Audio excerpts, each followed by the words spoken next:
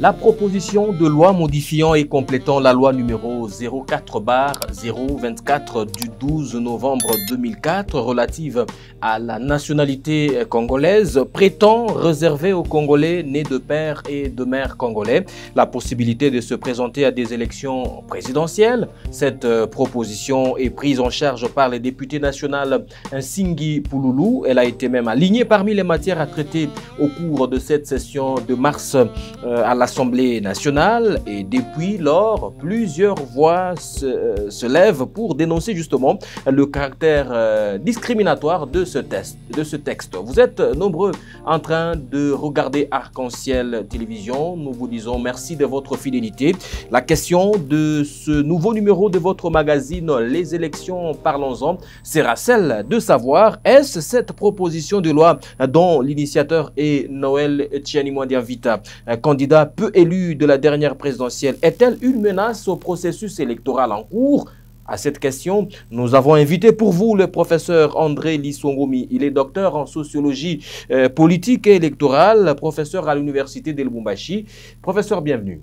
Merci beaucoup, Monsieur Magloire. Vous êtes docteur en sociologie politique et électorale. Tout d'abord, comment vous, personnellement, sous cette casquette, bien entendu, comment vous commentez tout d'abord cette proposition de loi qui prétend réserver aux Congolais nés de père et de mère congolais la possibilité de se présenter aux élections présidentielles? Comment vous commentez cela?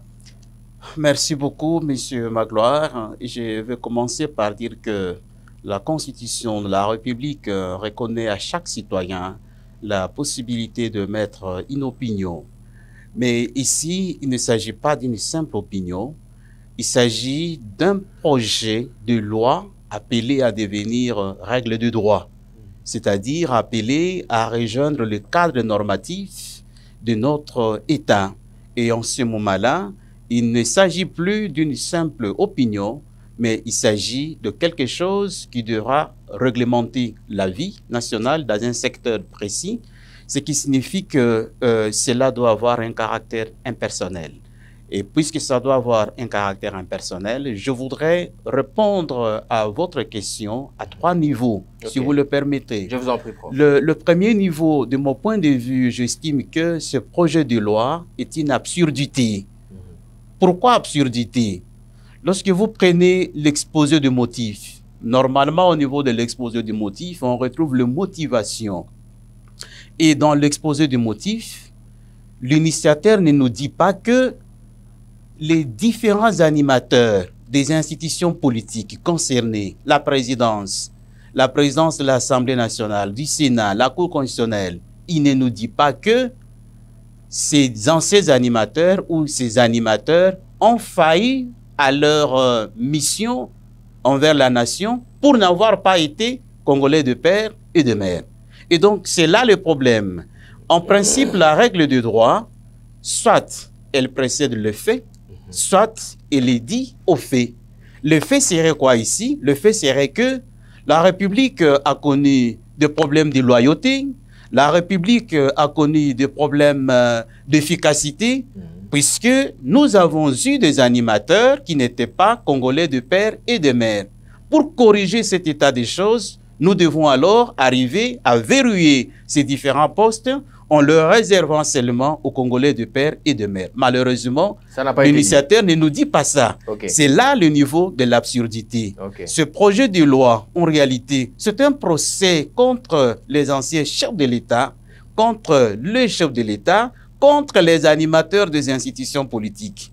C'est ça le niveau de l'absurdité, puisqu'il devrait nous dire que la solution au problème de loyauté, de l'inefficacité observée dans le chef de ces animateurs, se trouve au niveau de la non-appartenance à la nation, au niveau de la nationalité d'origine qui est proposée ici comme étant une nationalité qui est l'émanation d'un père congolais et d'une mère congolaise. Or, il ne nous dit pas ça. Donc, c'est une absurdité à ce niveau-là.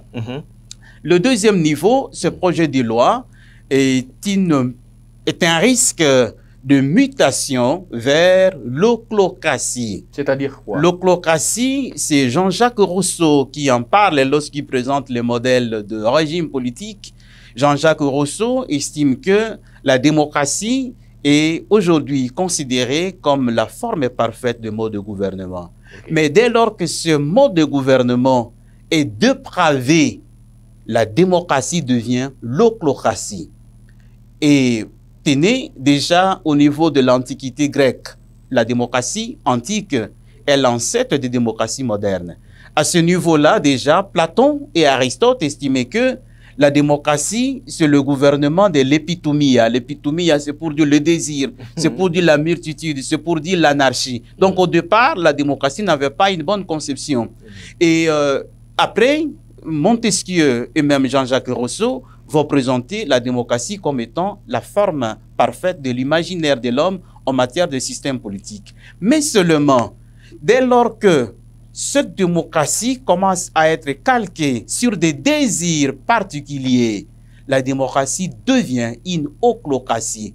Et ici, de mon point de vue, le projet de loi de M. Noël Tchani est calqué sur des désirs. C'est un projet de désir. Ce n'est pas un projet républicain. Et par le fait que c'est un projet de désir, nous sommes donc au niveau de risque de muter vers l'ochlocratie. Pourquoi?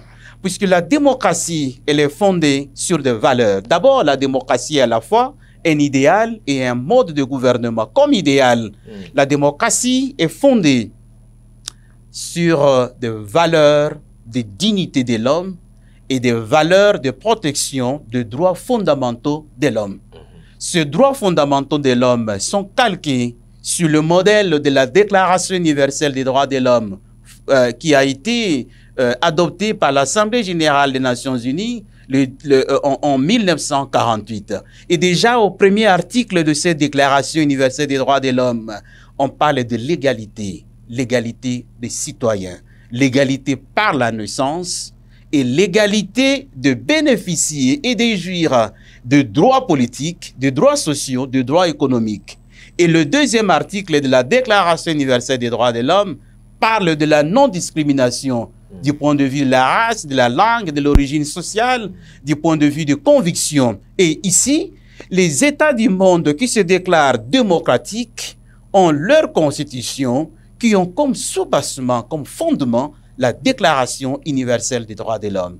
Et dès lors qu'un État arrive à proposer une règle de droit qui a des germes d'inconstitutionnalité, ces germes d'inconstitutionnalité représentent une menace contre la démocratie. Et la menace contre la démocratie plonge un État dans l'ochlocratie. Et le risque pour ce projet de l'État, c'est de plonger la République démocratique du Congo dans l'ochlocratie. Le troisième niveau dans mon intervention, je voudrais dire que ce projet de loi est une menace contre le processus électoral. Vous le savez, M. Magloire... D'ailleurs, la question principale de ce... Tout à fait, c'est ça la question principale. Vous savez qu'en démocratie, les élections représentent le mécanisme d'acquisition du pouvoir. Et les élections républicaines, ce sont des élections qui sont ouvertes. Ce sont des élections qui sont non discriminatoires à l'intérieur d'un marché électoral ouvert.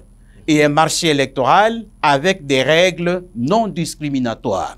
Et quand les règles sont non discriminatoires, les différents compétiteurs se retrouvent donc dans la concurrence électorale à possibilité égale. Et lorsqu'on arrive ici à proposer pratiquement à l'aube des élections un projet de loi qui est taillé sur mesure des compétiteurs, on est dans le droit de croire qu'il s'agit soit d'un complot contre la tenue des élections, soit un complot contre les candidats, soit alors une volonté d'aller vers la violence symbolique.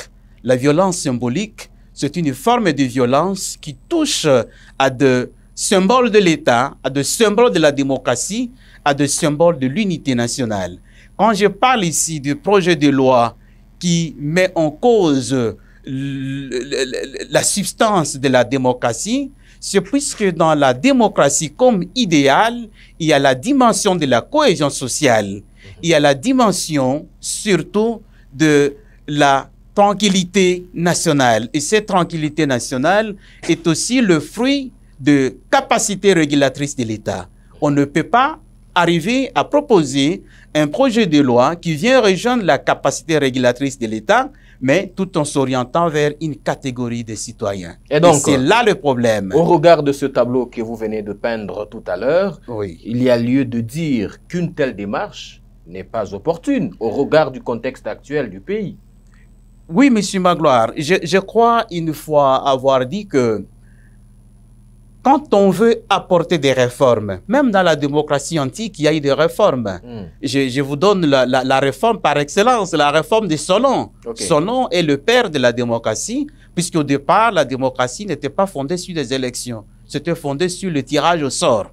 Lorsqu'il a constaté qu'il y avait la nécessité de pouvoir arriver à doter la démocratie athénienne des institutions fortes, il a proposé que le magistrat, ce n'est pas le magistrat actuel, c'était pratiquement les gouvernants, soit élu. Ça, c'est la réforme apportée par Solon. Et cette réforme a permis à la démocratie athénienne de devenir le modèle par excellence de la démocratie, puisque c'est le lieu de la pratique électorale. Mais ici, quelle est la nécessité de cette réforme? Quelle est l'opportunité de cette réforme? Quel est le pacte social que cette réforme veut apporter? Il ne s'agit pas d'impact social, mais il s'agit de ce que j'ai dit au départ, une réforme de désir. Et cette réforme de désir est une menace contre la tenue des élections libres, et donc, contre la tenue des élections inclusives. Okay. Et l'inclusivité des élections, c'est pratiquement le socle de la dimension du pluralisme, de la polyarchisation idéologique. Il n'y a pas élection lorsqu'il n'y a pas plusieurs idées, lorsqu'il n'y a pas plusieurs compétiteurs. Je sais que lorsqu'il parle de questions souveraines, mais voyons, les questions souveraines ne passent pas par des problèmes biologiques, puisque là, il s'agit d'un problème biologique. Les questions souveraines, ce sont des questions du patriotisme, ce sont des questions de nationalisme, qui sont des questions sociologiques. Voilà, et donc, de mon point de vue, j'estime que les auteurs de ce projet de loi ne mesurent pas le fait que la République démocratique du Congo s'est engagée dans la nouvelle religion du monde. Cette nouvelle religion du monde, c'est la démocratie. La démocratie est universelle, c'est un principe universel. Que vous soyez aux États-Unis, vous soyez en France, vous soyez au Sénégal, la démocratie est la même. Ce qui change dans la démocratie, c'est la forme, pas le fond. Et ça, c'est un problème qui touche au fond, un problème de fond de la démocratie. Et ça, c'est une menace contre la démocratie. Alors, pour revenir à votre, disons, au premier niveau de votre argumentaire tel que vous l'avez développé. Je vous en prie. De la manière, à ma manière de comprendre, c'est comme qui dirait, en règle générale, une loi est une réponse à un problème donné. Tout à fait. Or, dans le cas précis, est-ce qu'il y a eu un problème que cette proposition de loi viendra résoudre? Voilà. En sociologie du droit, la règle de droit, en réalité, vient résoudre un problème des sociétés. Des sociétés, justement. Et cette règle de droit tient compte de l'environnement politique et de l'environnement sociétal.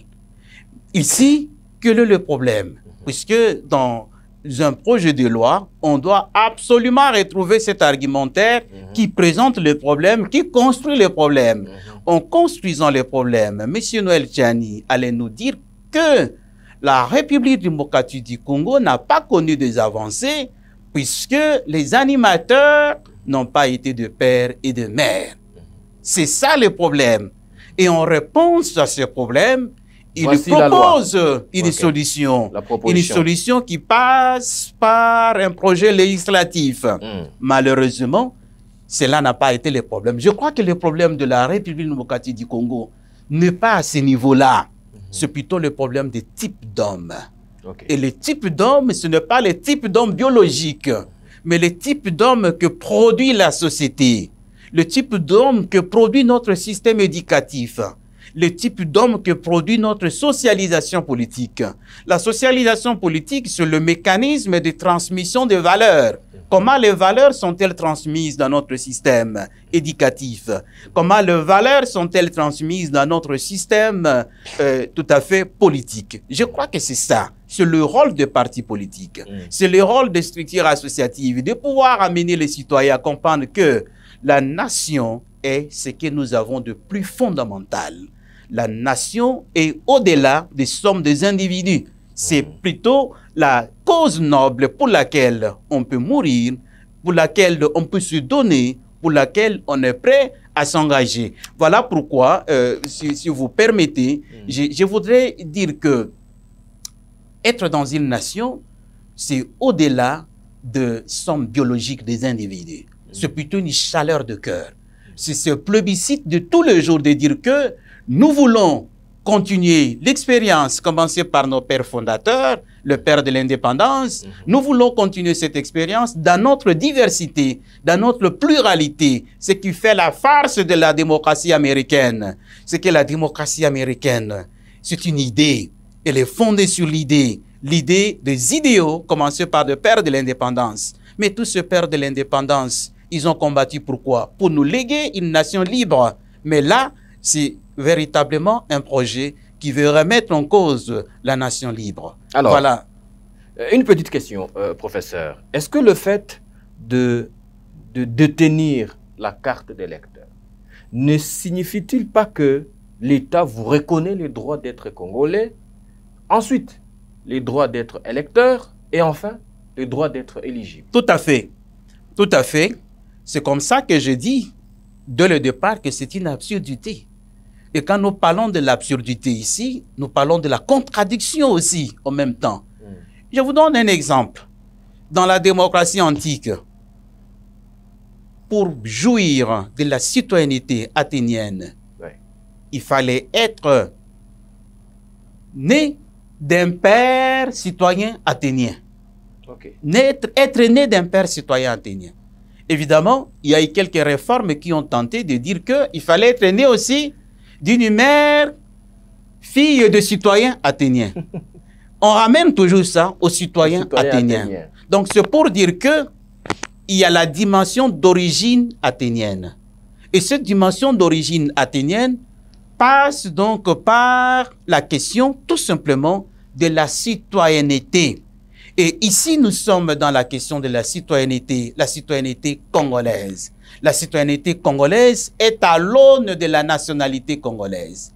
Et l'aune de la nationalité congolaise signifie ici, pour ce cas, la nationalité d'origine. Et cette nationalité d'origine, elle passe par l'existence du sang congolais qui coule dans le sang d'un citoyen. Que ce soit par la mère, que ce soit par le père, c'est ce sang congolais qui est là et qui représente la dimension de la nationalité d'origine. Mais, je l'ai dit au départ, le problème de fond n'est pas un problème biologique. On peut avoir ce sang congolais et trahir la nation. Comme on peut ne pas avoir la nationalité d'origine, mais représenter des prouesses pour la République. Vous avez suivi qu'il n'y a pas longtemps en France, un Africain a été primé jusqu'à recevoir la nationalité française pour avoir posé un acte de prouesse en sauvant une vie humaine. Et c'est comme ça qu'en démocratie antique, même les étrangers, même le métèque, les esclaves, avaient la possibilité d'accéder à la nationalité, à la citoyenneté athénienne dès lors qu'ils accomplissaient une œuvre glorieuse en faveur de la cité. Et donc ici, nous ne sommes pas dans un problème biologique. Nous sommes dans un problème sociologique. Le projet de loi devra converger les citoyens vers le vivre ensemble, vers le pacte social. Ce pacte social, ça signifie quoi? Ça signifie l'idée de pouvoir poursuivre l'expérience commencée par nos pères fondateurs. Et je voudrais dire ici que les sociétés étatiques dans le monde ne sont plus de sociétés fermées. Nous sommes dans une société à ciel ouvert. Donc, quand nous sommes au Congo, ce qui se passe en France nous interpelle. Quand nous sommes au Congo, ce qui se passe aux États-Unis nous interpelle. Qu'est-ce qui fait la force des États-Unis? C'est la diversité. ceux qui détiennent l'économie américaine, ce ne sont pas des Américains d'origine. Il y a des Américains qui sont venus de l'État d'Israël. Il y a des Américains qui sont venus de l'Amérique latine. Et même quand vous regardez la composition du Congrès américain, et même quand vous regardez aujourd'hui la vice-présidente américaine, elle est de quelle origine? Mais puisqu'elle entre dans le pacte social, elle entre dans les idéaux de la démocratie, elle peut accéder à n'importe quel poste de responsabilité. Pour terminer, répondre à votre question, M. Magloire, vous le permettez, mais est-ce qu'il y a de plus grandes démocraties au monde que les États-Unis d'Amérique? Barack Obama. C'est vraiment l'idéal type de ce que la démocratie a de plus grand, de plus noble, de plus fort. Un noir américain qui accède à la fonction suprême. Est-ce que le père de Barack Obama était là quand la démocratie américaine a commencé? Non.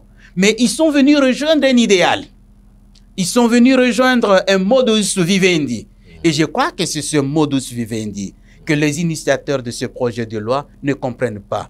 Je voudrais noter qu'un projet de loi, une loi, est une responsabilité intergénérationnelle. Les générations d'hier, d'aujourd'hui et de demain. Mais les générations de demain, c'est une génération, ce sont des générations de métissage culturel, du métissage également racial. Et vous pensez que ces enfants à qui nous allons léguer la République, ils seront absolument des Congolais de père et de mère? C'est la question. C'est donc un problème d'exclusion et qui menace la responsabilité intergénérationnelle. Et donc ici, vous êtes d'accord avec ceux qui pensent que le fait de détenir la carte d'électeur signifie que l'État vous reconnaît le droit d'être congolais, d'être électeur et aussi d'être éligible. C'est bien cela. Tout à fait. Alors, la carte d'électeur, oui, très rapidement, c'est un indicateur de la citoyenneté. Voilà pourquoi je ne cesse de dire que c'est une absurdité que vous puissiez reconnaître à quelqu'un la citoyenneté, puisque le fait de détenir la carte d'électeur, même si, comme vous le savez, aujourd'hui, c'est une question qui est hypothéquée, le fait de détenir la carte d'électeur, c'est un indicateur de la citoyenneté. Et la citoyenneté, c'est également une sorte de reconnaissance par l'État de la jouissance des droits politiques. Le droit politique, c'est le droit de pouvoir exprimer ses opinions, c'est le droit de pouvoir accéder à l'élection comme électeur, mais c'est aussi le droit de pouvoir accéder à l'élection comme candidat. Et voilà qu'un citoyen qui détient une carte d'électeur, c'est une contradiction de lui dire, monsieur, vous n'avez que le droit de pouvoir élire, mais vous n'avez pas le droit d'être élu. C'est une contradiction. C'est une contradiction terrible. Une contradiction. Et donc, dans votre argumentaire, à bien vous comprendre quelque part, vous rejoignez l'hypothèse des évêques de la SENCO qui sont allés jusqu'à dire que cette proposition de loi est de nature à briser la cohésion et même l'unité nationale. Tout à fait. Je l'ai dit au départ, la démocratie est à la fois un idéal et également un système politique. Comme idéal, la démocratie est fondée sur la cohésion sociale. Quand on parle de la cohésion sociale, entendez par là la tranquillité nationale. Quand on parle de la cohésion sociale, entendez par là aussi la contribution à la paix internationale. Puisque lorsque un État est soumis à de menaces. Cette menace-là n'est pas seulement pour cet État, c'est aussi une menace pour les autres États, avec la question de vases communicants, puisque nous sommes dans la société monde, village planétaire. Et alors, lorsque les évêques parlent de menace de la cohésion nationale, ils ont raison. Ils ont raison pourquoi? Puisque la nation est différente de la somme des individus. La nation, c'est un corps social, un corps indivisible. On ne peut pas diviser la nation sur base de questions raciales, sur base de questions d'origine sociale. Et vous savez que la question d'origine sociale, c'est une question qui crée des citoyens dans une forme d'étagée, de citoyens de seconde zone, de citoyens de première zone, et nous ne sommes plus à ce niveau-là. Nous sommes en train de tendre, ce niveau a été révolu, Monsieur Magloire. Nous sommes en train de tendre vers la fin de ce magazine. Je vais vous poser cette toute dernière question.